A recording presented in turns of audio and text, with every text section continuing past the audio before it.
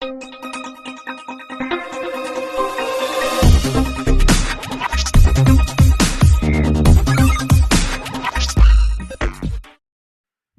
సహవాసం కలిగి నేను జీవించగలుగుతున్నానా? దేవుని సన్నిధిలో నమ్మకమైన వారిగా జీవిస్తున్న వేషధారణ కలిగిన జీవితాన్ని కాదు, నటన జీవితాన్ని కాదు, దేవుని సన్నిధిలో మనం దావీదును చూస్తున్నాం. ఎంత భక్తి కలిగి భయముతో దేవుని సన్నిధిలో జీవిస్తున్నాడు. దేవుడు అంతకంతకు తను ఆస్వాదించి అభివృద్ధి పరిచినట్టుగా ప్రియమైన దేవుని బిడ్డలారా మనం చూస్తున్నాం. కాబట్టి దావీదు లాంటి ఒక ప్రార్థన అనుభవంలోకి దేవుడు మనం నడిపించాలని ఆశ కలిగి ఉన్నాడు. ఆయన సన్నిధిలో గొప్ప సంతోషాన్ని, సమాధానాన్ని కూడా దేవుడు మనకు కలుగజేసినట్టుగా ప్రియమైన దేవుని బిడ్డలారా మనం చూస్తున్నాం. అందుకని దేవుని సన్నిధిలో చక్కని కృపకు పాత్రలుగా మనం నిలబెట్టుకున్నాడు. ఆయన సన్నిధానంలో ఆధిక్యాన్ని కలుగజేసి మెయిన్ దీవెనలు దేవుడు మనకు అనుగ్రహించాడు. కాబట్టి దేవుని ప్రేమిస్తూ, దేవుని అనుసరిస్తూ, ఆయన సన్నిధిలో భయభక్తులు కలిగి మనం జీవించినప్పుడే ఆ కుటుంబాలు వర్ధిల్లుతాయి. ఆ కుటుంబాలను దేవుడు ఆస్వాదిస్తాడు. ఆ కుటుంబాల చుట్టూ రక్షణ కవచాన్ని దేవుడు అనుగ్రహిస్తాడు. కానీ వ్యర్థమైన వాటిని ఆశిస్తూ, వ్యర్థమైన వాటిని అది మనం మనసు ఉంచినప్పుడు ఆ కుటుంబాలు వర్ధిల్లలేదు అని కూడా మన నిజ జీవితంలో మనం చూస్తున్నాం. కాబట్టి దేవుని సన్నిధిలో మనం ఇక అవకాశవాదులుగా మనం కాదు. దేవుని సన్నిధిలో అయ్యా నాకు కష్టం వచ్చింది నేను కానీ ప్రతి విషయంలోనూ కూడా ఆయన కలిగి జీవించాలి, ఆయన అనుసరించి జీవించాలి. దావీదు జీవితం అనేకమైన అయోమయమైన పరిస్థితుల్లో పడిపోయినప్పటికీ కూడా ఆయన కలిగి జీవించాడు, ఆయన అనుసరించి జీవించాడు. కాబట్టి దావీదుని దేవుడు ఉన్నతమైన స్థానాన్ని కలిగజేస్తాడు. కానీ మనుషులుగా మనం అనుకుంటాం, ఏదో నేను అనే జీవితాన్ని మనుషులు అనుకుంటారు, కానీ అది ఎప్పుడు కూడా కాదు అన్న సత్యాన్ని కలిగి మనం జీవించాలని దేవుని వాక్యం మనం సెలవిస్తుంది. అందుకే దేవుని ప్రేమిస్తూ, దేవుని అనుసరిస్తూ, దేవుని మార్గంలో మనం కొనసాగుతూ మనం జీవించినప్పుడు దేవుడు ప్రతి విషయంలోనూ మనకు మేలు కలుగజేస్తూ ఉంటాడు. అందుకని దయచేసి దేవుని సన్నిధిలో మరి దావీదు మహారాజు ప్రభు సన్నిధిలో ప్రార్థిస్తున్నాడు, ప్రభు సన్నిధిలో గోజారుతున్నాడు, ప్రభు చేసిన ప్రతి మేలును బట్టి జ్ఞాపకం చేసుకుని జీవిస్తాం. కానీ మనుషులు నిజంగా చాలామంది దేవుని మేలును మర్చిపోతుంటాం, పరిస్థితులు మర్చిపోతున్నాం. ఏ స్థితుల నుంచి దేవుడు ఈ రోజు నన్ను ఏ స్థితికి తీసుకొచ్చాడు అని మర్చిపోతున్నాం. కానీ దావీదు మహారాజు అయితే ఒక గొర్రెల కాపరి, ఒక పశువుల కాపరి, అడవుల్లో ఉంటున్నాడు. మనుషులతో సహవాసం లేదు, అడవి జంతువులతో సహవాసం కలిగి ఉన్నాడు. కానీ అక్కడుండి కూడా దేవుని స్తుతిస్తూ, మహిమపరుస్తూ, దేవుని ఆశీర్వాదాలు పొందుకొని ఇశ్రాయేలు ప్రజలకు రాజుగా స్థిరపరచబడ్డాడు. ఒక ఉన్నతమైన స్థానాన్ని కలిగి ఉండే కృప అతడు పొంది కారణం దేవుని తను ప్రేమించాడు కాబట్టి, దేవుని సన్నిధిలో దేవుని అనుసరిస్తూ జీవించాడు కాబట్టి, తెలియకుండానే దేవునికి సమీపస్తుగా జీవించాడు. ప్రియ దేవుని బిడ్డారా, ఈరోజు మన జీవితాల్లో కూడా ప్రేమిస్తున్నామా, అనుసరిస్తున్నామా, జీవిస్తున్నామా? ఇది చాలా ప్రాముఖ్యంగా. మనం ప్రేమిస్తున్నామా దేవుణ్ణి, లేకుంటే ఈరోజు నటనా జీవితాన్ని కలిగి జీవిస్తున్న మనుషులు ప్రపంచంలో మనకు కనపడుతున్నారు. అనుసరించే నామమాత్రపు క్రైస్తవులు జీవిస్తారు, దేవుని అనుసరించి జీవించలేని మనుషులు మనకుంటారు. దేవుని సన్నిధికి వాళ్ళ హృదయాలు ఎంతో దూరంగా కనపడతాయి. మరి అదేవిధంగా మరి దేవుని సన్నిధిలో జీవించినప్పుడే దేవుని యొక్క ఆధిక్యతను మనం పొందుకోగలుగుతాం. దేవుని చేత బహుమానాలు పొందే కృపను దేవుడు ఇస్తాడు. కాబట్టి దేవుని సన్నిధిలో మనం జాగ్రత్తగా ఈరోజు ఈ వాక్యాన్ని ధ్యానించుకుందాం. దేవుడు మనకిచ్చిన చక్కని కృపను బట్టి దేవుడు చక్కని ఆధిక్యతను మన జీవితాల్లో దేవుడు కలుగజేస్తాడు. చక్కని ఆనందాన్ని దేవుడు మనకు కలుగజేసినట్టుగా ప్రియమైన దేవుని బిడ్డలారా మనం చూస్తున్నాం. అందుకే అంటాడు, దేవుని సన్నిధిలో దేవుడు ఆ కృపను మనకు కలుగజేసి తన సన్నిధిలో ఆనందించి ఆయన మహిమపరిచే ఆధిక్యతను దేవుడు కలుగజేసినట్టుగా ప్రియమైన దేవుని బిడ్డలారా మనం చూస్తున్నాం. అందుకంటాడు 91వ కీర్తన 14వ వచనం మనం ధ్యానం చేసుకుందాం.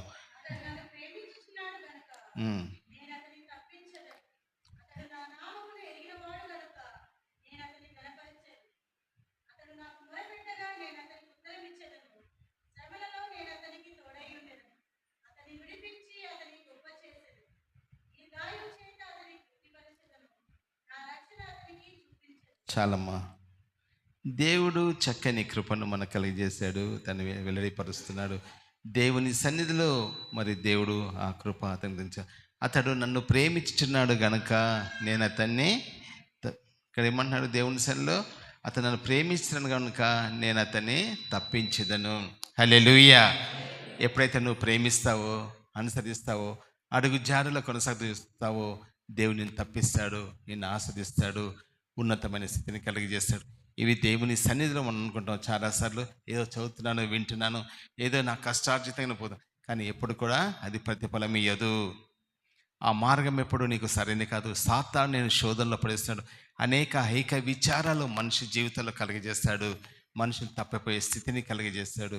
కాబట్టి అతని జీవితం ఎంత ఆగార గోచారంగా మార్చబడుతుందో, ఏ లోయల్లో పడిపోతున్నాడో తెలియకుండానే ఆ జీవితాన్ని జీవిస్తుంటాడు. కానీ ప్రభుని ప్రేమిస్తున్నామా? ఏ స్థితిలో నీవు ఉన్నా ప్రతి పరిస్థితిలో దేవుని ప్రేమిస్తూ జీవించాలి. ప్రభుని అనుసరిస్తూ మనం జీవించాలి. స్వార్థపూరితమైన మనస్సును వదిలిపెట్టి దేవుని యందు భయభక్తులు కలిగి జీవించిన వాడు ధన్యుడిగా ఉంటాడు.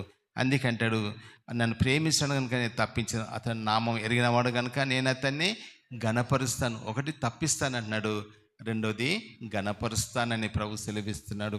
ఆ ఘనత దేవుడు అనుగించింది. ఈరోజు ఉన్నవాటిని కాదు, మనుషులు ఉన్నవాటిని బట్టి మరి ఈరోజు అహంకారంతో జీవిస్తున్న మనుషులు మనకు కనపడతారు. కానీ దేవుని సన్నిధిలో దావీదు ఏ రోజు కూడా మరి అలాంటి స్థితి లేదు. ప్రతి విషయంలో లోబడి జీవించాడు. మరి దేవునికి అనుసరిస్తూ జీవించాడు. మరి దేవుని బట్టి జీవించాడు. అందుకే దేవుని ద్వారా అనేకమైన కార్యాలతను చేసినట్టుగా పిల్లలు చూస్తాం. కాబట్టి బాలుడైన దావీదు మరి ఇక్కడ చూసినట్టే మరి ఎన్నో అద్భుతాలు జరిగించినట్టుగా మనం చూస్తాం. కారణం ఏంటంటే అతని ప్రార్థన జీవితం, అతని సరైన జీవితం, అనుసరించి జీవించే జీవితాన్ని కలిగి దేవుని వెంబడించినట్టుగా పిల్లరా చూస్తాం. కాబట్టి మనము కూడా దేవుని సన్నిధిలో ఈరోజు నేర్చుకోవాల్సింది అంటే మనము దేవుని ప్రేమించాలి. ఎందుకయ్యా నా జీవితం అభివృద్ధి పరచలేదు, ఎందుకు అయోమైన స్థితిలో ఉంటున్నాం, ఈరోజు నా కుటుంబంలో ఎందుకు ఇలాంటి శోధనలు అంటే, ఈరోజు ఐహిక విచారాలు కలిగి స్వలాభం కొరకు మనిషి జీవిస్తున్నాడు. కాబట్టి అభివృద్ధి చెందని జీవితాన్ని కలిగి వాడు జీవిస్తున్నాడు. అభివృద్ధి లేని జీవితంలో జీవిస్తున్నాడు. ఫలభరితమైన జీవితం అతనిలో లేదు. కాబట్టి దేవుని ఆశీర్వాదాలు రాలేకపోతున్నట్టుగా మనం చూస్తున్నాం. అందుకంటాడు, అతను నన్ను ప్రేమించినాడు కనుక నేను అతను తప్పించదను, నా నామం ఎరిగినవాడు కనుక నేను అతన్ని ఘనపరుస్తాను. ఒకటి, నీకు శ్రమ వచ్చినప్పుడు దేవుడు తప్పిస్తాడు. ఎంతటి శోధన నీ జీవితానికి కలిగిన, అయోమైన పరిస్థితులు ఉన్నా, అల్లాడిపోతున్న స్థితిలో ఉంటున్నా, నువ్వు ఆర్థిక ఇబ్బందుల్లో ఉంటున్నా, అనేక సమస్యలు ఉన్నప్పుడు నీవు ప్రభుని ప్రేమిస్తే ప్రభు నిన్ను నిజంగా తప్పిస్తాడు. నేను తప్పింపబడాలి, దేవుని ద్వారా ఆశ్రయాలు పొందాలన్నప్పుడు మనం ప్రభుని ప్రేమించే మనసు కావాలి, స్వార్థపూరితమైన మనసు కాదు. ఈరోజు కష్టాలు వచ్చాయి, చాలామంది చూస్తుంటాం. కష్టాలు వచ్చి ఎంతోమంది మన దగ్గర కొన్ని వందల మంది వచ్చిపోయారు. కష్టాలు రాగానే వస్తారు, తీరగానే మాకు దేవుడు ఉన్నాడు కదండి, మేము దేవుని దగ్గరికి వెళ్తాం, లేదా నేను లోకంలో కలిసిపోతాను, ఇలాంటి చాలామంది మనం చూస్తుంటాం. ఎంతోమందికి మనం ప్రార్థిస్తాం. ఈ మనుషుల స్వభావం అంటే తిరిగి వాత వేయబడిన స్వభావము, అదే మార్గంలో నడుస్తుంటారు. వారి మాటలు చాలా మాట్లాడుతూ ఉంటారు, కానీ వారి వారి హృదయం దేవునికి ఎంతో దూరంగా ఉంటుంది. కానీ ప్రభు అంటాడు, నన్ను ప్రేమిస్తున్నాడు, ఆయన ప్రేమించిన వాడిని అతను తప్పిస్తాడు, నామం ఎరిగి జీవించిన వాడిని దేవుడు ఘనపరుస్తాడు. ఎక్కడైతే పడిపోయిన స్థితిలో ఉంటామో అక్కడనే దేవుడు లేవనెత్తాడు, ఘనమైన జీవితాన్ని దేవుడు కలిగజేస్తాడు. కాబట్టి దేవుని సన్నిధిలో మనము లోబడి జీవించే స్వానికలు. నేను అనే అహంతో మనిషి ఎప్పుడూ జీవించకూడదు. ఎదుటి వారిపై కక్ష సాధింపులు మనం కారించకూడదు. అధికారం నాకు ఉంది కదా అని జరిగినప్పుడు ఒకరోజు అక్కడనే దేవుడు నిన్ను అణచివేస్తాడు. ఆ సత్యాన్ని మనం జీవించాలి. దేవుని కలిగి మనం జీవిస్తున్నప్పుడు ఆయన సన్నిధిలో లోబడి జీవించే స్వభావం కలిగి మనం జీవించాలి. రెండవది అంటాడు, దేవుని సన్నిధిలో మొరపెట్టుకునే మనస్సు కలిగి ఉండాలి. దేవుని సన్నిధిలో ప్రార్థించే హృదయం కలగాలి. మరి ఏంటి అనేది అంటే, మరి దేవుని సన్నిధిలో అతను నాకు మొరపెట్టగా నేను అతనికి ఉత్తరం ఇచ్చేదను. ఎప్పుడైతే దేవునికి మొరపెట్టుకుంటామో దేవుని సమాధానాన్ని వినగలుగుతాం. ఆయన జవాబును వినే కృపను దేవుడు మనకు కలిగజేస్తూ ఉంటాడు. ఆయన అనుసరించి జీవించే ఆధిక్యతను దేవుడు మనకు అనుగ్రహిస్తాడు. ప్రియ దేవుని బిడ్డలారా, అతడు నాకు మొరపెట్టగా నేను అతను ఉత్తరం ఇచ్చేదాను, శ్రమలో నేను అతనికి తోడై ఉంటాను, అతన్ని విడిపించి గొప్ప చేస్తాను అంటాడు. ఇక్కడ ఏమన్నాడు, అతనికి నేను ఉత్తరం ఇస్తాను అంటున్నాడు. రెండవది, శ్రమలో దేవుడు తోడై ఉంటాడట. మూడవదిగా చూసినైతే మనల్ని విడిపించి గొప్పగా చేస్తానని దేవుడు వాగ్దానం చేస్తున్నాడు. ప్రియ దేవుని బిడ్డలారా, ఇక్కడ దావీదు మాట కాదు, దేవుని సన్నిధిలో దేవుడు రాసిన ఈ పరిశుద్ధమైన మాటలను జ్ఞాపకం ఉంచుకొని అనుసరించి జీవించాలి. ఎందుకంటే దేవుని సన్నిధిలో చాలామంది అంటారు, అయ్యో ఏదో దావీదు రాశాడు కదా, దావీదు ప్రార్థన కదా చేస్తా, కాదు. అందుకే దేవుని సన్నిధిలో ఉంటుంది. యోహాను సువార్త 1:8 ఆది యందు వాక్యము ఉండెను, వాక్యము దేవుని యొద్దను, వాక్యము ఆ దేవుడే యేసు క్రీస్తు ప్రభువై ఉన్నాడన్న సత్యాన్ని గ్రహించి ఆ వాక్యాన్ని ధ్యానించి చదువుతూ అనుసరించి జీవించినప్పుడే నీ జీవితంలో ఫలభరితమైన జీవితాన్ని చూడగలుగుతాం. ఆనందకరమైన జీవితాన్ని అనుసరించే కృపను దేవుని కలుగజేస్తాడు. ఎందుకు ఈరోజు దరిద్రంలో కొట్టాడుచున్నాం, దరిద్ర జీవితాన్ని అనుభవిస్తున్నాం, అనేకుల ద్వారా నిజంగా ఏదో శాపభరితమైన జీవితాన్ని కలిగి ఉండి ఎందుకు ఈరోజు నీవు ఆయన అనుసరించలేని జీవితాన్ని కలిగి నువ్వు ఉంటావో ఒకసారి జ్ఞాపకం చేసుకో. ఎందుకు నా జీవితంలో నేను ఫలించలేకపోతున్నాను అయ్యా, నిజంగా నేను 2 చేతులు సంపాదిస్తున్నానే, ఎందుకు నా కుటుంబంలో ఆశీర్వాదం లేదు? నీ హృదయం దేవునికి దూరంగా ఉంది. నీవు దేవుని సన్నిధిలో ఆయనకు ఎంతగానో దూరంగా ఉన్నావు కాబట్టి, కేవలము నటనా జీవితాన్ని కలిగి ఉన్నావు కాబట్టి నీ జీవితము అభివృద్ధి పొందలేకపోతుంది, నీవు ఆశింపబడలేకపోతుంది. మరి దావీదు గొర్రెల కాపరి మహారాజుగా ఏ విధంగా అయ్యాడు అంటే అతని హృదయము దేవుని హత్తుకొని ఉన్నది. అతను దేవుని అనుసరిస్తూ జీవిస్తున్నాడు. అతని జీవితం ఆశమండి. ఈరోజు కొన్ని కోట్ల మంది ప్రపంచంలో దేవుని హత్తుకొని జీవించి ఉన్నతమైన స్థితిని కలిగి జీవించిన వారిని మనం చూస్తున్నాం. ప్రియ దేవుని ద్వారా నీ ప్రార్థన జీవితమే నేను సరైన మార్గంలో నడిపిస్తుంది. ప్రార్థన జీవితమే ఆయన దేవుడికి సమీపంగా నడుస్తుంది. నీ జీవితము, నీ సమర్పణ జీవితము, సమర్పించుకునే జీవితం కలిగినప్పుడే నువ్వు అభివృద్ధి పొందుతావు. అది జాగ్రత్త మనం గమనించాలి. ఇయుడి మీకు ఇవ్వబడును అని దేవుని వాక్యం సెలవుస్తుంది. ఏ సమయాన్ని నువ్వు దేవునికి ఇస్తావో ఆ సమయం దేవునికి ఇవ్వబోతున్నాడు. దేవుడు నేను ఆశింపబోతున్నాడు, దేవుడు అభివృద్ధి పరుస్తుంటాడు. కాబట్టి యెహోవా కార్యాలు అశ్రద్ధ చేస్తూ మనం జీవించినప్పుడు ఫలభరితం మనకు లేదు, ఫలించలేము, అభివృద్ధి పొందలేము. మరి మనుషులు చాలా జీవితాల్లో చూస్తాం, అహంతో జీవిస్తుంటారు, నేను నేను నేను. కానీ ఆ జీవితాన్ని ఒకరోజు దేవుడు ఎక్కడైతే నువ్వు ఎదుగుతున్నావో అక్కడ నేను పడవేస్తాడు. అది జాగ్రత్తగా మనం జీవించాలి, జాగ్రత్తగా మనం అనుసరించాలి. అందుకే దేవుడు అంటారు, నాకు మొరపెట్టు నీకు ఉత్తరం ఇస్తానంటున్నాడు. మొరపెడుతున్నావా? ఖాళీ వేషధానికి వెళ్ళిన జీవితాన్ని జీవిస్తున్నావా? మరి ఎలాంటి జీవితంలో నువ్వు ఉంటున్నావు అనేది ఉన్నది. మరి శ్రమలు దేవుడు మనకు తోడై ఉంటాడు. మనకు శ్రమ వచ్చినప్పుడు ప్రభు మనకు తోడై ఉంటానని వాగ్దానం చేస్తున్నాడు. కాబట్టి వాక్యము దేవుడై ఉంటాడు. కాబట్టి ఆ దేవుడు యేసు క్రీస్తు ప్రభు అయి ఉండి ఆ ప్రభుల వారు సెలవిస్తున్నారు ఇక్కడ, నేను నీకు శ్రమలో నీకు తోడై ఉంటాను, నేను విడిపించి నేను గొప్పగా చేస్తానని దేవుడు వాగ్దానం ఇచ్చాడు. నిజంగా ఆ వాగ్దానం బట్టి నువ్వు ఎదురు చూస్తూ జీవించినట్లయితే దేవుడితో ఉన్నతమైన స్థితిని కలిగజేస్తాడు. కాబట్టి దేవుని సన్నిధిలో యథార్థవంతమైన జీవితాన్ని కలిగి జీవించాలి. ఎప్పుడు కూడా నెగిటివ్ ఆలోచనలు కలిగి కాదు జీవించాలి. పాజిటివ్ ఆలోచనతో మనం జీవించినప్పుడే వాడు వర్ధిల్లుతాడు, అభివృద్ధి పొందుతాడు. కాబట్టి అది కలిగి మనం జీవించాలి. దేవుని సన్నిధికి వస్తాం, దేవుని సన్నిధి జీవిస్తాం, కానీ మన ఆలోచన విధానం వేరే రకం ఉంటుంది. మనం ఏంటంటే ఈరోజు ఏ విధంగా దీన్ని దాచుకుందాం, ఏ విధంగా దీన్ని దోచుకుందాం అనే స్థితికి ఉంటాం. కానీ వర్ధిల్లడు, దానికి 4 గంటలుగా మనుషులు నష్టపోతున్నట్టుగానే మనము గమనిస్తున్నాం. కాబట్టి మనము దేవుణ్ణి మొరపెట్టుకునే వారిగా ఉండాలి. నా మొర దేవుడు వినాలి, నా మొరకు దేవుడు ప్రతిఫలం దయచేయాలి, నా ఆశతో మనం ఉండాలి. మరి దేవుడు వింటున్నాడా? ప్రభు వింటలేడు అనుకున్నాం. రెప్పపాటును నువ్వు ప్రార్థించినప్పుడు నీ ప్రార్థన దేవుడు వింటున్నాడు. రెప్పపాటున దేవుడు తన ఆశీర్వాదాన్ని కలిగజేస్తాడు. నీ క్రియను బట్టి, నీ ఆలోచన బట్టి, నీ పరిస్థితులను బట్టి మరి దేవుని సన్నిధిలో మనం పొందుకోలేకపోతున్నాం. కారణం ఏంటంటే 2 రకాలైన ఆలోచనలు మనలో ఉంటున్నాయి. కాబట్టి 2 రకాల స్థితిని నువ్వు జీవిస్తున్నావు. కాబట్టి నీ జీవితం ఆనందదాయకంగా లేదు. నువ్వు సమర్పణ కలిగి దేవుని సన్నిధిలో జీవించు, దేవుని అనుసరించి నువ్వు జీవించు. ఈరోజు వేరే రకంగా మనం దేవునికి నిజంగా అయిష్టకరమైన జీవితాన్ని జీవించినప్పుడు నీకు ఫలభరితం లేదు. ఈరోజు దేని బట్టి సంతోషిస్తున్నాము, ఒకరోజు దేవుడు దాన్ని బట్టి హర్షించాడు. దేవుని సన్నిధిలో నమ్మకంగా మనం జీవించాలి.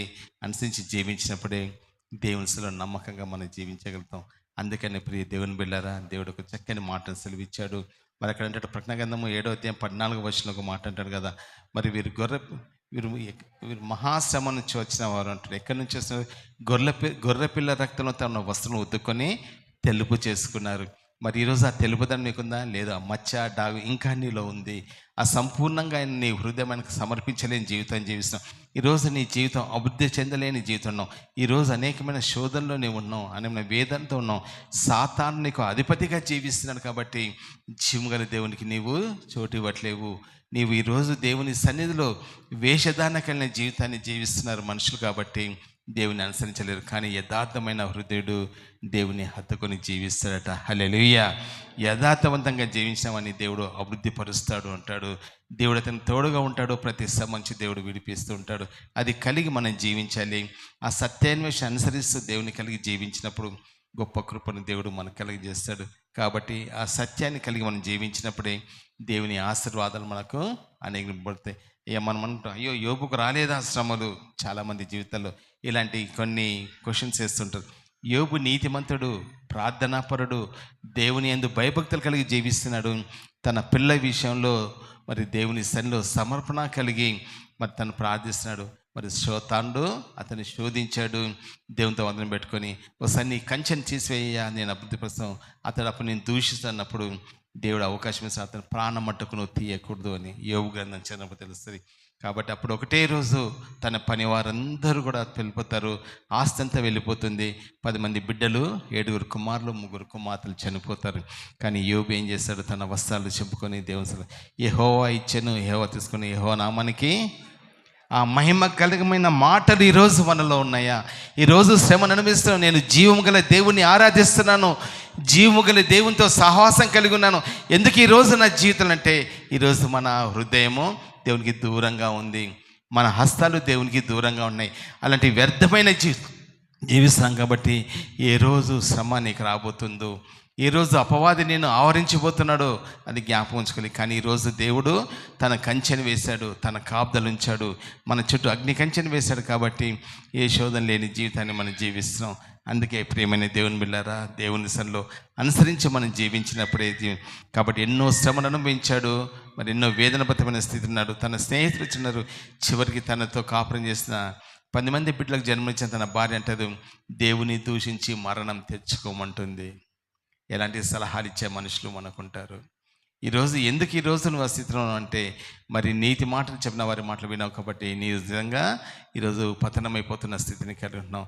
ఈరోజు నిజంగా పరిస్థితుల్లో మనం ఏ విధంగా జీవిస్తున్నాం, మనుషుల మధ్యలో ఎలాంటి సాక్ష్యం మనకుంది, అదొకటి మనం జ్ఞాపకం చేసుకోవాలి. అందుకే దావీదు, యోబు దేవుని సన్నిధిలో ఎడతెగని ప్రార్థన జీవితాన్ని కలిగి ప్రభువును అనుసరిస్తూ జీవిస్తున్నాడు.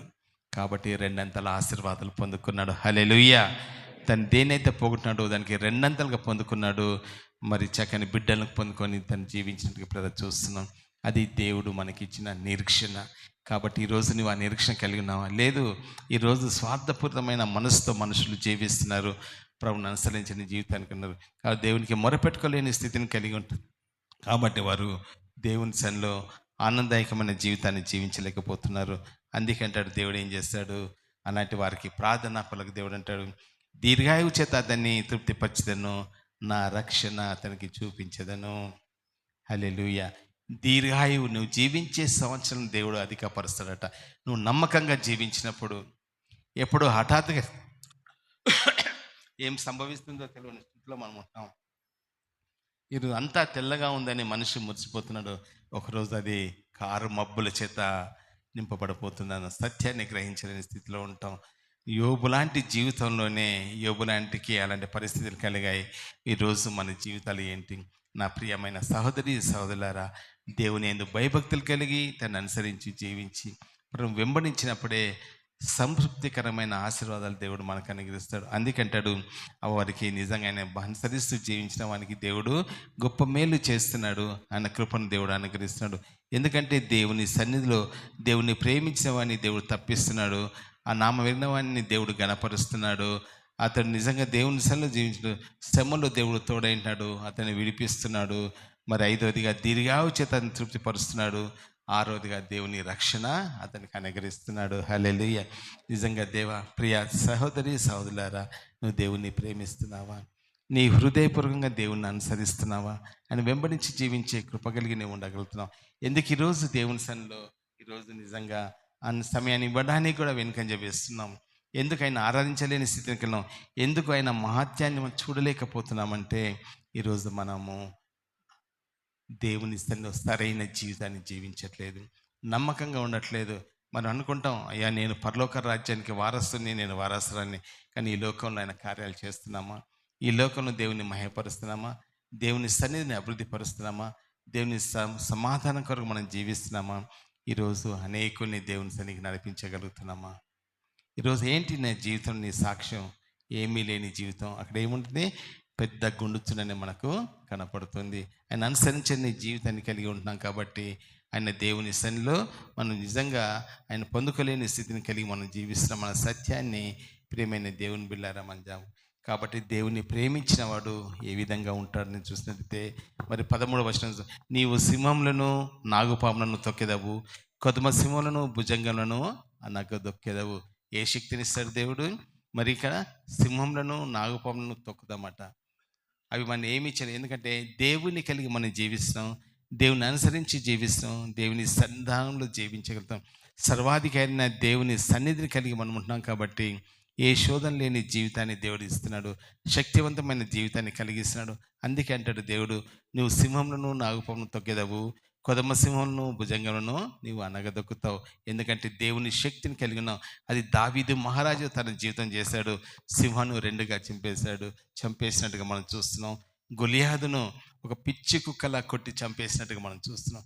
బలవంతుడైన గొలియాదు, అలాంటి వాడిని దావీదు ఒక వడిసె రాయితో కొట్టి చంపగలడు. దేన్ని బట్టి అంటే అతడు దేవుని ప్రేమిస్తున్నాడు కాబట్టి, దేవుని అనుసరించి జీవిస్తున్నాడు కాబట్టి మరి ఆ ఆధిక్యత కలిగి జీవించాడు. మరి ప్రతి స్థలంలోనూ విజయంతో ముందుకు కొనసాగినట్టుగా దేవుని బిడ్డలను మనం చూస్తున్నాం. మరి రెండోది అంటాడు 14 అతను నన్ను ప్రేమించినాను కనుక నేను అతన్ని తప్పిస్తాను అంటున్నాడు ఇక్కడ. కాబట్టి దేవుని ప్రేమించినప్పుడు దేవుడు మనం తప్పిస్తాడు. అంతకు ముందుగా అంటాడు 12వ వచనంలో చూస్తే, నీ పాదములకు రాయి తగలకుండా దేవుని దూతలు మనల్ని అరచేతుల్లో ఎత్తి పట్టుకుంటారట. ఈరోజు ఎవరి చేతులు ఉన్నాం? ఈరోజు ప్రేమించలేని నీ జీవితం, అనుభవించలేని ఆనందం సాతాను చేతులు దిగిపోయి. ఎందుకంటే లోకాన్ని ప్రేమిస్తున్నాం, లోకాశల్ని ప్రేమిస్తున్నాం, లోకంలో ఉన్నవాటిని ప్రేమిస్తున్నాం కాబట్టి వాటిపై ఆశించావు. కాబట్టి ఈరోజు నేను దేవుడు తప్పించలేకపోతే నువ్వు సాతాను బంధకాల్లో ఉన్నావు, నేను అగాధంలోకి అది నెట్టివేస్తుందన్న సత్యాన్ని నువ్వు గ్రహించలేని స్థితిలో మనం ఉంటున్నాం. జాగ్రత్త ప్రియ దేవుని బిడ్డారా, నీ జీవితాన్ని సరిచేసుకో, సరైన జీవితాన్ని జీవించు. దేవుడు చక్కని ఆధిక్యతను మనకు కలిగజేస్తాడు, ఆనందభరితమైన జీవితాన్ని దేవుడు మనకిస్తాడు. హల్లెలూయా. కాబట్టి దేవుని సన్నిధిలో ప్రభుని అనుసరించి మనం జీవించినప్పుడు ఉన్నతమైన కృపలు దేవుడు మనకు కలిగజేస్తాడు. అందుకే ఆనందభరితమైన జీవితం కొరకు మనం సంతోషించాలి, వాటి కొరకు ఎదురు చూస్తుండాలి. దేవుడు ఒకరోజు తన కృపను మనకు కలిగజేస్తున్నట్టుగా ప్రియమైన దేవుని బిడ్డలారా మనం చూస్తాం. నిజంగా మనుషులు వెలివేసిన వారు, మనుషుల చేత విసర్జింపబడిన వారు, మనుషుల్ని నిజంగా ఎంతమాత్రం లెక్క చేయని కుష్ఠవ్యాధితో బాధపడుతున్న మనుషులు ప్రభు పాదాల సన్నిధికి పరిగెత్తుకొచ్చారు. అయ్యా యేసయ్యా మమ్మల్ని స్వస్థపరిచయ్యా, నీ చిత్తమైన నాకు ఇవ్వని. కానీ వారి హృదయ అంతరంగా నుంచి దేవుని మొరపెట్టుకున్నారు. కాబట్టి వారిని దేవుడు ప్రేమించాడు, వారిని ముట్టుకున్నాడు, వారిని స్వస్థపరిచాడు. ఈరోజు అంతకంటే ఘోరమైన హృదయం కలిగి జీవిస్తున్న మనము ప్రభుని ప్రేమించగలుగుతున్నామా? ప్రభుని ఆరాధించగలుగుతాం? లేదే. మరి జీవాధిపతి అయిన దేవుని యొక్క మాటలు వింటున్నాం, అనే స్వరాన్ని వింటున్నాం, కానీ ఈరోజు నీ హృదయం దేవునికి ఎంతో దూరంగా ఉంది. దేవుడు మనుషుల్ని ప్రేమిస్తాడు, నువ్వు ఎదుటివారిని ప్రేమిస్తున్నావా? నీ సహోదరితో ఐక్యత కలిగి నువ్వు జీవిస్తున్నావా? సంఘంలో దేవుని సన్నిధిలో సహవాసం కలిగి జీవిస్తున్నావా? లేదే. ఎందుకంటే దేవుడు ఏమన్నాడే, నీ ఎదుటిన నీ సహోదరిని ప్రేమించిన వాడే నువ్వు నన్ను ప్రేమిస్తావు. ఎదుటిన్న వాడిని ప్రేమించలేని నువ్వు ఎక్కడ ప్రేమిస్తావు అంటాడు. అవును, ఎదుటిన నీ సహోదరిని ప్రేమించలేని నీవు కనపడిని ప్రభుని మనం ప్రేమిస్తామా? జాగ్రత్తగా ఉండాలి. అందుకంటాడు దేవుని సన్నిధిలో నమ్మకమైన వారిగా మనం జీవించాలి. నమ్మకత్వాన్ని కలిగి మనం జీవించినప్పుడే దేవుడు గొప్ప కృపను మనకు కలిగజేస్తాడు. దేవుని బిడ్డలారా, దేవుని సన్నిధిలో ఇక్కడ అంటాడు ప్రేమ అనే విషయంలో చూస్తే, ఒక కాపరి ఉండేవాడట దేవుని సన్నిధిలో. ఈరోజు నిజంగా ప్రసిద్ధి చెందిన ఆ కాపరి దేవుని పరిచర్యకు వచ్చినప్పుడు దేవుని పరిచయం చేస్తున్నాడు. కొన్ని సంవత్సరాలు గడిచిపోయాయి, కానీ సంఘం అతన్ని సహకరించలేని స్థితిలో ఉంది. సంఘంపై ఆధారపడి తను జీవిస్తున్నాడు, కానీ అతను ప్రార్థిస్తున్నాడు. అతని జీవిత ఆశయం ఒకటే, అయ్యా ఏ స్థలంలోనైతే నీవు సిలువ ఇవ్వబడ్డావో ఆ స్థలాన్ని నేను దర్శించాలి ప్రభు అని ప్రతిరోజు తన ప్రార్థన చేస్తాడట. ఒకరోజు కాపరి అతని దగ్గరికి వచ్చాడు. అతని దగ్గరికి వచ్చి ప్రార్థింటే అతను రాగానే నేను కాపని చెప్పగానే తెలియదు తనకు, కానీ అనుకోకుండా దేవుడు నడిపించాడు. అతన్ని దేవుని వాక్యాన్ని ఇచ్చిన తర్వాత మాట్లాడుతున్నప్పుడు కనీసం అతనికి భోజనం పెడదామంటే కూడా ఏమీ లేదు అతని దగ్గర. అయినప్పుడు అంటాడు, అయ్యా నువ్వు దేవుని సన్నిధిలో ప్రార్థిస్తున్నావు కదా, నేను యెరూషలేము వెళ్తున్నాను, నేను నిన్ను తీసుకువెళ్తాను అనేసి. నేను వెళ్తానన్నప్పుడు సరే అని ఎంతో సంతోషించంట. కానీ నా దగ్గర డబ్బు లేదయ్యా. లేదు నేను తీసుకెళ్తాను అనేసి ఒకరోజు వెళ్ళాడు. ఎక్కడైతే యేసు ప్రభువారు నిజంగా సిలువ వేయబడ్డారో, ఆయన రక్తం చిందింపబడిందో ఆ స్థానానికి వెళ్ళి తను ప్రార్థిస్తున్నప్పుడు అప్పుడు ప్రభు సిలువలో అప్పగిన ఆ సమయాన్ని, ఆ పరిస్థితులు అతనికి దర్శనం కనపడుతున్నాయి. ఆ రక్తంలో కలబడినప్పుడు అతని జీవితము నిజంగా పరిశుద్ధపరచబడింది, అతని కోరిక నెరవేర్చింది. ఆ తర్వాత ఈరోజు ప్రపంచంలో గొప్ప ప్రఖ్యాతిగాంచిన దైవజన్గా అతను వర్ధిల్లినట్టుగా చూస్తాం. హల్లెలూయా. యేసు రక్తంలో తడబడిన తాను నిజంగా గొప్ప ఆధిక్యత కలిగి జీవించాడు. దేన్ని బట్టి? దేవుడు లేని స్థితిలో కూడా అతన్ని ఆస్వాదించాడు, అతను సహాయం చేశాడు. కాబట్టి ప్రియ దేవుని బిడ్డారా, మన ప్రార్థన వ్యర్థంగా పోదు. మన ప్రార్థనకు ప్రతిఫలన ఇచ్చే దేవుడు అయినా, ఆ సమస్తాన్ని కూడా జరిగించే దేవుడు అయినాడు. కాబట్టి ఆయన సన్నిధిలో మనకు గొప్ప కృప ఉంది. కాబట్టి మనం మొరపెట్టుకున్నప్పుడు దేవుడు మన మొరను ఆలకిస్తాడు. అందుకే అంటాడు చూడండి దేవుని సన్నిధిలో, ఇర్మియా గ్రంథము 33వ అధ్యాయం 3వ వచనం. ఇర్మియా గ్రంథము 33వ అధ్యాయం 3వ వచనంలో అక్కడ అంటాడు, నాకు మొరపెట్టుము, నేను నీకు ఉత్తరం ఇచ్చేదను, నీవు గ్రహింపలేని గొప్ప సంగతులను, గూఢమైన సంగతులను నీకు తెలియజేసిన. హల్లెలూయా. ఇక్కడ అంటాడు చూడండి, నాకు మొరపెట్టుము. మొరపెట్టుకోవట్లేదు, నువ్వు దరిద్ర జీవితాన్ని అనుభవిస్తున్నావు, సంతోషిస్తున్నావు, దాంట్లోనే మోసపరిచే మనసు కలిగి ఉంది, మనుషుల్ని మోసపరుస్తున్నావు. కాబట్టి దేవునికి ఇష్టకరమైంది. దేవునికి ఇష్టకరమైంది ఏంటంటే మొరపెట్టుకోవాలి, దేవుని అడగాలి, దేవుని సన్నిధిలో ప్రార్థించాలి, కన్నీరు కాలవాలి. అప్పుడు దేవుడు ఆ ప్రార్థన అంగీకరిస్తాడు, ఆ ప్రార్థన ప్రతిఫలిస్తాడు. ఈరోజు సుఖ సంతోషం చూస్తున్నాం, కానీ నీ జీవితం అంతా వ్యర్థమైందన్నగా సత్యాన్ని మనుషులు తెలుసుకున్న స్థితిలో. కానీ దేవుడు ఇక్కడ అంటాడు, నాకు మొరపెట్టము, నేను నీకు ఉత్తరం ఇచ్చేదను, గ్రహింపలేని గొప్ప సంగతులను, గూఢమైన రహస్యం నేను నీకు బయలుపరుస్తాను అంటాడు. అనేకమైన విషయాలు దేవుడు బయలుపరుస్తాను అంటున్నాడు, అనేకమైన విషయాలు తెలియపరుస్తాను. మరి దేవుని మొరపెట్టుకోలేని స్థితిలో ఉన్నాం. కాబట్టి ఎప్పుడైతే మన హృదయం మారుతుందో, మన హృదయం నిజంగా చక్కని వాక్య తర్పీదులు కలిగి జీవిస్తాము, దేవుని మొరపెట్టుకునే కృపను దేవుడు మనకు అనుగ్రహిస్తాడు. అవును ప్రియ దేవుని బిడ్డలారా, అనేకమైన రహస్యాన్ని మనకు కలుగజేస్తాడు, ఆనందభరితమైన జీవితాన్ని దేవుడిస్తాడు, మనం జీవించే జీవితాన్ని దేవుడు బయలుపరుస్తాడు. కానీ ఈరోజు ఎక్కడైతే నువ్వు దాచబడుతున్నావో, ఎక్కడైతే దాచుకొని ఉంటున్నామో, ఎక్కడైతే నీ పిడికిలు బిగింపబడిన స్థితిలో నువ్వు జీవిస్తున్నావో, నీ జీవితంలో ఆనందము లేదు, సంతోషం లేదు. దేవుడు దాన్ని విస్తరింపజేస్తానన్నాడు, దాన్ని అభివృద్ధిపరుస్తానన్నాడు. కానీ దాన్ని మనం ఏం చేస్తున్నాం? దాచబడిన స్థితిని కలిగి ఉంటున్నాం. కానీ అది ఉంటుందా? ఉండదు. ఒకరోజు అది గ్రహించి మనం జీవించాలి. ఎప్పుడైతే దేవుని సన్నిధిలో ఆనందభరితమైన జీవితం కొరకు మనం స్థిరపడి జీవించాలని దేవుని యొక్క వాక్యం మనకు సెలవిస్తుంది. మరో మాటను చూస్తాం దేవుని సన్నిధిలో, కీర్తనల గ్రంథము 119వ అధ్యాయంలో మనం గమనిస్తున్నాం. 119వ కీర్తనలో మనం గమనిస్తున్నాం, దేవుని సన్నిధిలో దేవుడు ఆ చక్కని కృపను మనకు కలిగజేస్తాడు, ఆనందభరితమైన జీవితాన్ని ఇస్తూ ఆయన సెలవిస్తున్నాడు. ఏంటి అనేది చూస్తే 119వ కీర్తన 17వ వచనం.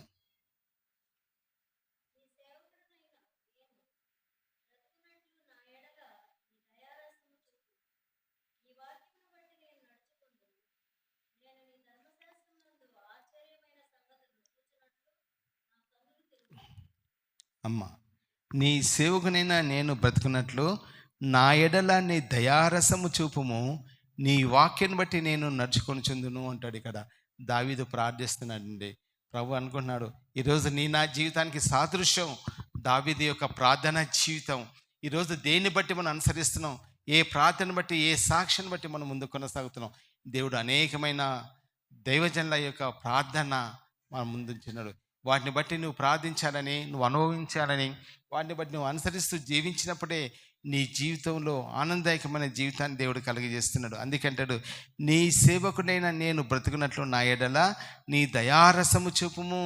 ప్రభుని అడుగుతున్నాడు, అయ్యా నేను బ్రతుకున్నట్లు నీ దయారసం, నీ దయ నాపై చూపయ్యా, నీ వాక్యం బట్టి నేను నడుచుకుంటాను, నేను వాక్యాన్ని బట్టి నేను నడుచుకుంటాను. ఈరోజు మనం నడుచుకుంటున్నామా?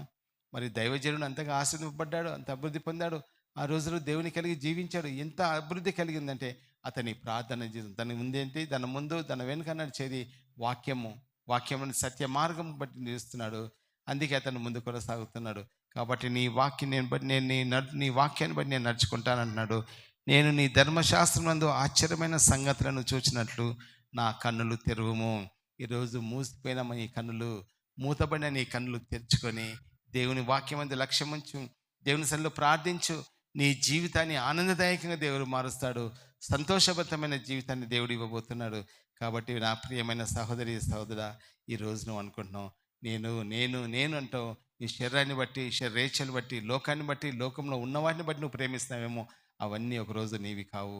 ఇకనైనా నీ జీవితాన్ని మార్చుకో. నువ్వు సరైన మార్గంలో జీవించు, దేవుని అనుసరించు. దేవుని సమృద్ధి గల కృపను దేవుడు మనకు కలిగజేస్తాడు. ఆనందభరితమైన జీవితాన్ని దీవిస్తాడు. కాబట్టి దేవుని సన్నిధిలో సంతోషంగా ఉండాలని, దేవుని వాక్యం చేత నింపబడాలని, సమృద్ధి గల కృప కొరకు మనం స్థిరపడాలని దేవుని వాక్యం మనం సెలవిస్తుంది. అందుకంటే నీ ధర్మశాస్త్రంలో ఆశ్చర్యమైన సంగతులను చూసినట్లు నా కన్నులు తెరుము. ఆశ్చర్యమైన కార్యాలు, అనేకమైన కార్యాలు దేవుడు ఉంచాడు. వాడిని చూసినకు నీ కన్నులు ఈరోజు మూతబడ్డాయి. గ్రహించలేని స్థితిని కలిగి నువ్వు జీవిస్తున్నావు. కాబట్టి ప్రభు అంటాడు ఇక్కడ దేవుని సన్నిధిలో, ఆ చూసే నేత్రం నాకు దయచేయనయ్యా, నీ ఆశ్చర్యమైన కార్యాలు గ్రహించే మనసును దయచేయమని దావీదు ప్రార్థన చేస్తూ ఉన్నాడు. అందుకంటే నేను భూమి మీద పరదేశినై ఉన్నాను, నీ ఆజ్ఞలు నాకు మరుగు చేయకము. హల్లెలూయా. అయ్యా నేను పరదేశినై ఉంటున్నానయ్యా, నీ ఇక్కడ అంటాడు దేవుని సన్నిధిలో, నీ ఆజ్ఞలు నాకు మరుగు చేయకు, నీ వాక్యం నాకు మరుగు చేయకు ప్రభు అని చెప్పి దావీదు ప్రార్థిస్తున్నాడు. అలాంటి ప్రార్థన అనుభవంలో మనం నడవాలని, దావీదు లాంటి ఆశీర్వాదాలు పొందుకోవాలని, యేసు క్రీస్తు ప్రభు ద్వారా మనం ఆశింపబడి దేవుని మహిమ కొరకు మనం జీవించాలని దేవుని వాక్యం మనకు సెలవిస్తుంది. అందుకే ప్రియ దేవుని బిడ్డారా, దేవుని వాక్యం సెలవిచ్చినట్టుగా, దేవుని వాక్యం హెచ్చరించినట్టుగా, దేవుని లేఖనాలు ఏ విధంగా వింటున్నామో వాటిని అనుసరించి జీవించినప్పుడే మన జీవితము ఫలభరితమైన జీవితంగా ఉంటుంది. ఆనందదాయకమైన జీవితం కలిగి ఉండే కృపను దేవుడు మనకు కలిగజేస్తుంటాడు. ఆ విషయాన్ని మనం జాగ్రత్తగా గమనించాలి. ఆ విషయాన్ని అనుసరిస్తూ మనం జీవించాలి. ఆ విషయాన్ని దేవుడు మనకు తెలియపరుస్తున్నాడు. అందుకే అంటాడు దేవుని సన్నిధిలో మెండైన దీవెనలు కలిగి మనం ఉన్నప్పుడే దేవుడు తన ఆశీర్వాదాలను మనకు దయచేస్తాడు. అలాంటి అనుభవం కలిగి మనం జీవించినప్పుడే దేవుడు గొప్ప కృపను మనకు దయచేస్తాడు. సత్యాన్ని ప్రియ దేవుని బిడ్డలారా మనం గ్రహించాలి. కాబట్టి దేవుడు మరుగైన మన్నాను కూడా దేవుడు మనకు కలిగజేస్తాడు. దాన్ని అనుసరించి దాన్ని పొందుకునే కృపను దేవుడు కలిగజేస్తాడు. కాబట్టి ఆశింపబడ్డాడు. మరి దేవుడు 40 సంవత్సరాలు వారిని అడవుల్లో పోషించాడు. ఏ విధంగా? దేవుని దూతలు తినే మన్నాను వారిని భుజింపజేస్తాడు. కానీ వారు అవిధేయులై ఉండి, లోబడిన స్వభావం కలిగి ఉండి, ఈర్ష్య ద్వేషాలతో నింపబడి దేవదాసులైన మోషేపై తిరుగుబాటు చేశారు. దేవునిపై తిరుగుబాటు చేసి ఫలభరితమైన జీవితాన్ని పొందలేక అడవుల్లోనే వారు సంహరింపబడ్డట్టుగా చూస్తాం. పాలు తేనెలు ప్రవహించు కానాను దేశంలో ప్రవహించలేని స్థితిని కలిగి ఉండి వారు జీవించినట్టుగా పిల్లలు చూస్తాం. కాబట్టి పాలు తేనెలు ప్రవహించు కానాను దేశంలో మరి ఇద్దరే దాన్ని మొట్టమొదటిగా చూడగలిగినట్టుగా మనం చూస్తాం. కాలేబు, యెహోషువలు. జాగ్రత్త. మరి ఈరోజు నేను దేవుని రాజ్యాన్ని వెళ్ళగలుగుతానా? దేవుని రాజ్యంలో జీవించగలుగుతానా? దేవునితో సహవాసం కలిగి ఉంటానా? దేవుడు ఆ సింహాసనంలో ఆశ్రయుడైనప్పుడు ముఖాముఖి అయినా చూసే కృప నాకుందా అంటే, ఈరోజు నువ్వు జీవించే జీవితం ఇది యాత్రా ప్రయాణం, యాత్రా జీవితం. కొద్ది రోజులు ఉంటావు, వీటి గురించి విర్రవీగిపోతున్న స్థితిలో నీవు ఉన్నావేమో. జాగ్రత్త. నువ్వు దేవునికి లోబడి జీవించు, దేవునికి అనుసరించి జీవించు. దేవుడు మనల్ని ప్రేమించు, నువ్వు ఇతరుని ప్రేమిస్తూ ప్రేమైన జీవితం నుండి ఈర్ష్య కపటాలతో కాదు నీ జీవితం జీవించేది. దేవుని అనుసరించి జీవించినప్పుడే దీన్ని అభివృద్ధి పరుస్తాడు, ఆస్వాదిస్తాడు. సత్యాన్ని గ్రహించాల్సిందిగా దేవుని సన్నిధిలో మనం చేస్తున్నాం. అందుకే ప్రతి విషయంలోనూ కూడా దేవుడు సెలవిస్తున్నాడు. ఆయన మెండైన దేవుని అనుగ్రహిస్తున్నాడు. ఆయన కలిగి జీవించినప్పుడే యేసు ప్రభువు సంపత్తి గల కృపను మనకు కలిగజేస్తాడు. మరో మాట అంటాడు అపొస్తలుడైన పౌలు కొలస్సీయులకు రాసిన పత్రికలో అంటాడు. కొలస్సీయులకు రాసిన పత్రిక 3వ అధ్యాయము 15వ వచనం, క్రీస్తు అనుగ్రహించు సమాధానం మీ హృదయంలో ఏలుచుండనీయుడి, ఇందుకొరకే మీరొక్క శరీరంగా పిలువబడితిరి, మరి కృతజ్ఞులై ఉండుడి అంటాడు. క్రీస్తు అనుగ్రహించు సమాధానము మీ హృదయాల్లో ఏలుచున్నది. దేవుని వాక్యాన్ని హృదయంలో దాచుకొని వాటిని అనుసరించి జీవించమని మరి ఇక్కడ సెలవిస్తున్నాడు. హృదయంలో ఏలుచున్నీయుడి, ఇందుకొరకే మీరొక్క శరీరంగా, అంటే క్రీస్తు యొక్క బల్లో పాలు పొందుతున్నాం. అబద్ధమైన జీవితాన్ని కలిగి ఉండి, మరి అనుసరించలేని జీవితాన్ని కండి, ప్రార్థించలేని జీవితాన్ని, ప్రేమ లేని జీవితాన్ని కలిగి జీవించి ఈర్ష్య ద్వేషాలు, కుళ్ళు కపటాలు, అసూయాలు, అబద్ధమైన జీవితం, లోబడిన స్వభావం, తిరుగుబోతుగా, తాగుబోతుగా, నిజంగా స్వార్థపరులుగా జీవిస్తున్నావు. నీవు మోసగానివి, దేవుని శరీరం చేత నీవు ఆశింపబడలేవు. కానీ ఇక్కడ ఏమంటాడు, మరి మీరొక్క శరీరంగా పిలువబడితే దేవునితో సహవాసం కలిగి జీవించడానికి ఒక శరీరం పిలువబడతాం. కానీ ఈరోజు మనం బలలో పాలు పొందుతున్నప్పుడు నిజంగా ఈరోజు మనం దేవుని సన్నిధిలో మనల్ని మనం పరిశీలించుకోవాలనుకుంటాం. ఏ కార్యాలు నేను చేయలేకపోయినా మనం చేస్తాననుకున్నాం. కానీ ఈరోజు మనం ఏ విధంగా ఉన్నాం? అబద్ధికులుగా జీవిస్తున్నాం. లోబడిన స్వభావాన్ని కలిగి జీవిస్తున్నాం. ఈర్ష్య ద్వేషాల చేత జీవిస్తున్నాం. కాబట్టి దేవుని ఆశీర్వాదాలు ఈరోజు పొందలేకపోతున్నాం. కానీ అంటాడు, ఒక క్షణంగా పిలువబడుతుంది మరియు మనము కృతజ్ఞత కలవారమై ఉండాలట. సంగీతములతోనూ కీర్తనతోనూ ఆత్మ సంబంధమైన పద్యములతోనూ ఒకరినొకడు బోధించు బుద్ధి చెప్పుచు కృపాసహితంగా మీ హృదయంలో దేవుని గురించి గానం చేయొచ్చు. సమస్త విధమైన జ్ఞానంతో క్రీస్తు వాక్యం మీలో సమృద్ధిగా నివసించుడి. క్రీస్తు వాక్యం ఏముందంటే మన హృదయంలో సమృద్ధిగా దాన్ని కాపాడుకోవాలి. కానీ ఈరోజు లోకము, లోకాశలు, లోకేచ్ఛ చేత మనుషులు జీవిస్తున్నారు. దేవుని సమీపించలేని స్థితికి అన్నారు, దేవుని అనుసరించలేని జీవితానికి. కానీ మనం ఏమంటున్నాడు, దేవుడు ఆయన ప్రయత్నిస్తున్నప్పుడు మనం ఆయనకు మొరపెట్టుకునే వారిగా ఉండాలి, ఆయనలో ప్రార్థించే వారిగా మనం జీవించాలి.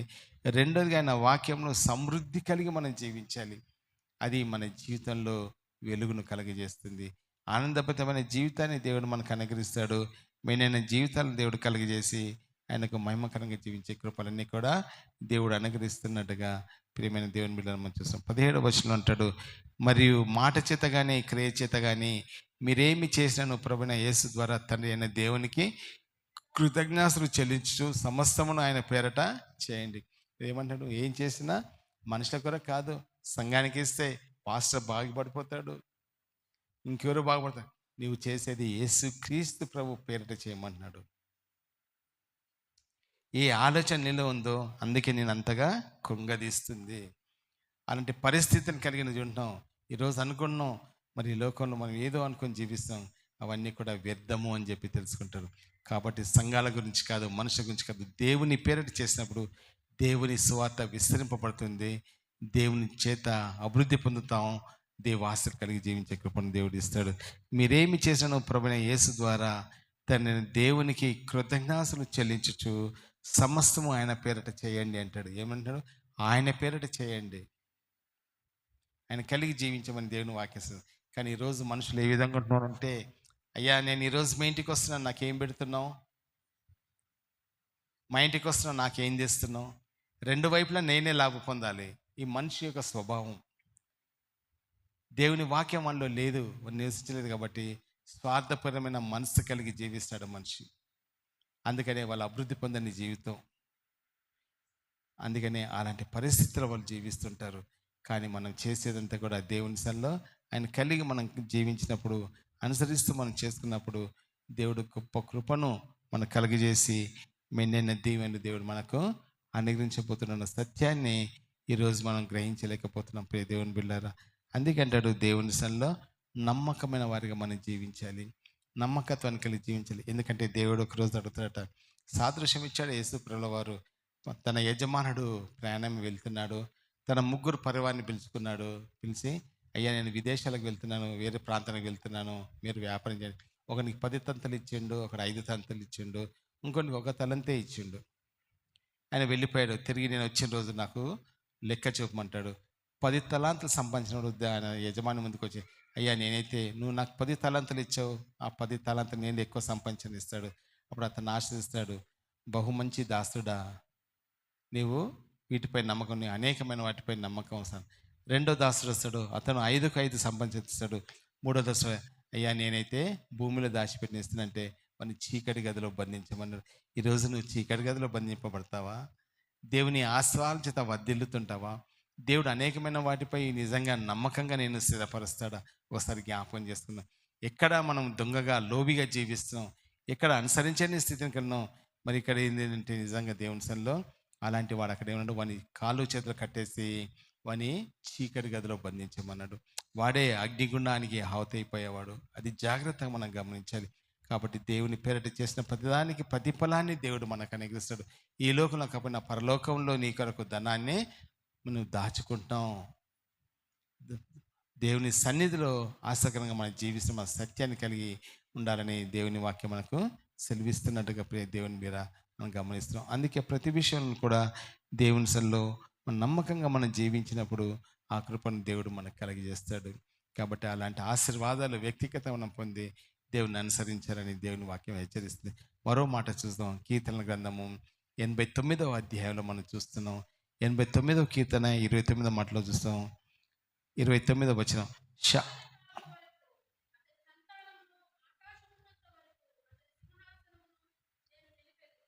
హల్లెలూయా. ఇక్కడ ఏమంటాడు దేవుని సన్నిధిలో, నీవు చేసిన నీ క్రియలను బట్టి నీ బిడ్డను దేవుడు ఆస్వాదిస్తాడు. వారికి సమృద్ధిని దేవుడు కలిగజేస్తాడు. వారి ఆశీర్వాదాలకు వారసుగా నిలబెట్టే కృపను దేవుడు కలిగజేస్తాడు. ఎందుకంటే దేవుడు అంటాడు, శాశ్వత కాలం వరకు అతని సంతానమును, ఆకాశం ఉన్నంత వరకు అతని సింహాసనం నేను నిలిపేదను అంట. చూడండి, దేవుడు ఎంత గొప్ప వాగ్దానం చేస్తున్నాడు. ఎక్కడ ఒక చిన్న కార్యం చేసి నమ్మకంగా జీవించినప్పుడు దేవునిలో వర్ధిల్లుతున్నట్టుగా చూస్తాం. వారి బిడ్డల వరకు దేవుడు శాశ్వత కాలం కృపను కలిగజేస్తున్నాడు. అది జాగ్రత్త మనం గ్రహించాలి. ఈరోజు మనం ఉన్న జీవితాన్నే కాదు, అనుసరిస్తున్న పరిస్థితినే కాదు, కానీ ఈరోజు దేవుడు శాశ్వత కాలం వరకు కూడా మన సింహాసనతను నిలుపుతాడట. హల్లెలూయా. మన సంతానంతా కూడా ఆకాశం ఉన్నంత వరకు దేవుడు కాపాడుతాడని వాగ్దానం చేస్తున్నాడు. ఆ వాగ్దానాన్ని అనుసరించి ఈరోజు మనం జీవిద్దామా? మన జీవితాలు మార్చుకుందామా? మన కృప కలిగి మనం జీవిద్దామా? మరి ఎన్నో రకాలుగా మనుషుల యొక్క మాటలు మాట్లాడుతుంటారు. కానీ ఇక్కడ అంటారు 30వ వచనం, అతని కుమారుడు నా ధర్మశాస్త్రం విడిచి నా న్యాయవిధులను అనుసరించిన ఎడల, ఒకవేళ వారు నా కట్టడలను అపవిత్రపరిచిన ఆజ్ఞను గైకొని ఎడల, నేను వారి తిరుగుబాటునకు దండంతోనూ వారి దోషణకు దెబ్బలతోనూ వారిని శిక్షిస్తాను. దేవుడు ఏమన్నాడు? శిక్షించైనా సరైన మార్గం నడిపించడానికి సిద్ధపడ్డాడు. ఒక లోబడిన స్థితి నువ్వు కలిగి ఉన్నట్టయితే దేవుడు ఇక్కడ ఏం చేస్తున్నట్టే, ఆయన కట్టను అనుసరించినప్పుడు, మరి అతన్ని వెంబడించినప్పుడు దేవుడు నిజంగా ఆ న్యాయ విధులు ఆచరించినట్టయితే, వారికి నా కట్టను అపవిత్రపరిచిన ఆజ్ఞను గైకొన్నట్టయితే, నేను వారి తిరుగుబాటునకు దండంతో వారి దోషం మరి దెబ్బలతోనూ వారిని శిక్షిస్తాను అంటాడు. కాబట్టి దేవుడు ఏం చేస్తాడు? ఆయన శిక్షించి వారిని సరైన మార్గం నడిపించడానికి. ఆ శిక్షనే ఈరోజు ఏ దరిద్రాన్ని అనుభవిస్తున్నామో, దేవాశ్రమం లేని స్థితిలో ఉన్నామో, దేనైతే లోకంలో ఆశిస్తూ జీవిస్తామో దాన్ని బట్టే శ్రమలు విస్తరిస్తూ ఉంటాయని దేని వాక్యంలో మనం చూస్తున్నాం ప్రియ దేవుని ద్వారా. అందుకే ప్రభుని కలిగి ప్రభుని అనుసరిస్తూ వెంబడిస్తూ మనం జీవించినప్పుడు దేవుడు గొప్ప కృపను మనకు కలిగజేస్తాడు. ఆనందభరితమైన జీవితాన్ని దేవుడు అనుగ్రహించి తన సన్నిధిలో సంతోషించి కృపను కలిగజేస్తాడు. అందుకే ఒక మాట అంటాడు, విశ్వాసుల యొక్క జీవితంలో దేవుడు తోడుగా ఉంటాడు, మనం ఆశిస్తాడు. అందుకే ప్రభు సెలవిస్తున్నాడు దేవుని సన్నిధిలో. ఏంటి అనేది మనం చూసినట్టయితే ప్రకటన గ్రంథము 3వ అధ్యాయము మరి ఇక్కడ చూస్తున్నాం. మరి దేవుని సన్నిధిలో మనం సెలవిస్తున్నాడు. ప్రకటన గ్రంథము 3వ అధ్యాయంలో మనం చూస్తాం 20వ వచనంలో,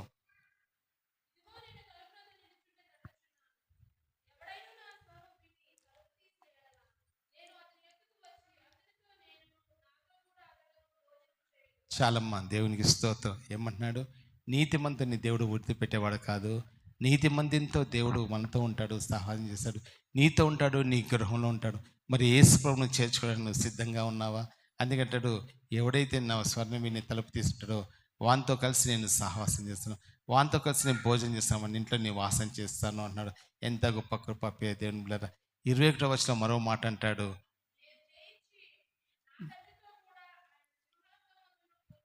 చాలమ్మా నేను జయించి మరి తండ్రి సింహాసనం కూర్చోను, నాతో జయించేవారికి నాతో పాటు కూర్చుని పెట్టుకునే స్థితిని వారికి కలిగజేస్తాను దేవుని వాక్యం సెలవిస్తుంది. మరి దేవునితో సహవాసం కలిగి నువ్వు జీవించినప్పుడు, ఈ లోకంలో ఆయన అనుసరించి జీవించినప్పుడు, ఆయన వైపు చూస్తూ మనం కొనసాగినప్పుడు దేవుని సింహాసనం మందు ఆశ్చర్యమే ఉండే కృపను దేవుడు మనకు కలిగజేస్తున్నాడు. ఆనందభరితమైన జీవితాన్ని దేవుడు మనకి ఇస్తున్నట్టుగా ప్రియమైన దేవుని బిడ్డలను మనం చూస్తున్నాం. అందుకంటాడు, దేవుని సన్నిధిలో ఆయనతో కలిసి మనం సహవాసం చేసినప్పుడు దేవుడు చక్కని కృపను మనకు కలిగజేస్తాడు. మనతో దేవుడు ఉంటానని వాగ్దానం చేస్తున్నాడు. నీతో నేను ఉంటానని దేవుడు వాగ్దానం చేశాడు.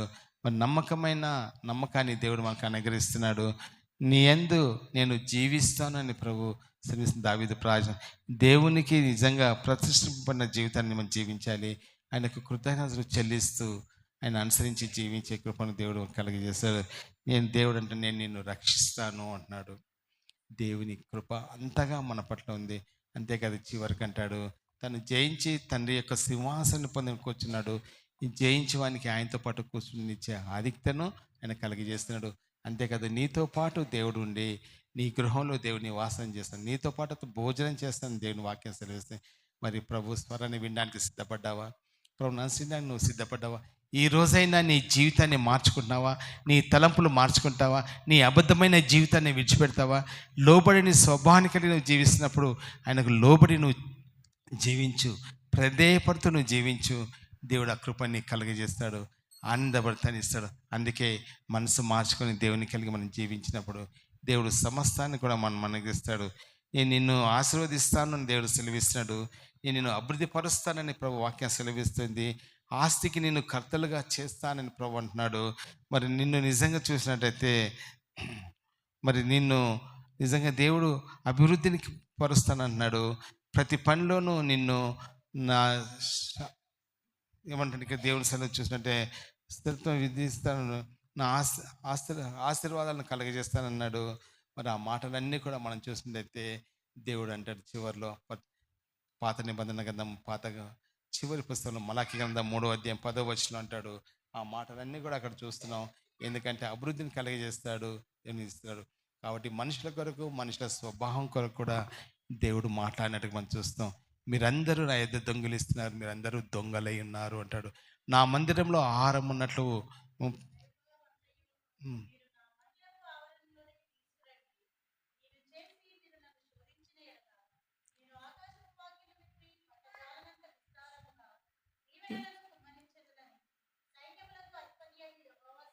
హల్లెలూయా. ఏమన్నాడు? నా మందిరంలో ఆహారం ఉన్నట్లు తీసుకొని రమ్మంటున్నాడు. ఎక్కడైతే అది కలిగి ఉంటావో ఆకాశపు విప్పి దేవుని ఏం చేస్తుందంటే వాక్యం విప్పి పట్టదంతా విస్తారమైన దేవుని కుమ్మరిస్తానని మరి జీవాధిపతి దేవుడు మనకు సెలవిస్తున్నాడు. కాబట్టి ఆశీర్వాదాలు పొందుకోలేకపోతున్నాం. ఈరోజు నటనా జీవితాన్ని కలిగి ఉంటాం. సాకులు చెప్తూ జీవిస్తున్నారు. మనుషులు లోబడిన స్వభావాన్ని కలిగి ఉంటారు, దొంగలుగా జీవిస్తున్నారు. కాబట్టి ఆశింపబడ్డవాడు ఈ లోకంలో గొప్ప తేజస్సును కలిగి జీవించే కృపను దేవుడు అతను కలిగిస్తాడు. అతని జీవితంలో ఆనందభరితమైన కృపను దేవుడు కలిగజేస్తాడు. ఆ కుటుంబం వర్ధిల్లుతూ జీవిస్తుంది.